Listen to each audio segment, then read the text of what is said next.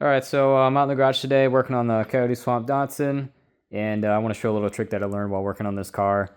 And basically what I'm doing is I need to seal these wires off. I'm no longer going to be using them. This was for the EPAS speed sensor, which is power and ground. I'm using a speed input sensor from the transmission for this car, so I need to seal these wires off. So the best trick that I learned to seal these wires off is to take two different size shrink tube, one size that'll fit the wire.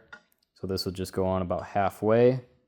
And then you're going to fold the end over just like that. And then you will take the next size up or even two sizes up and slip that over. So it looks just like this. And then we're going to add some heat to it.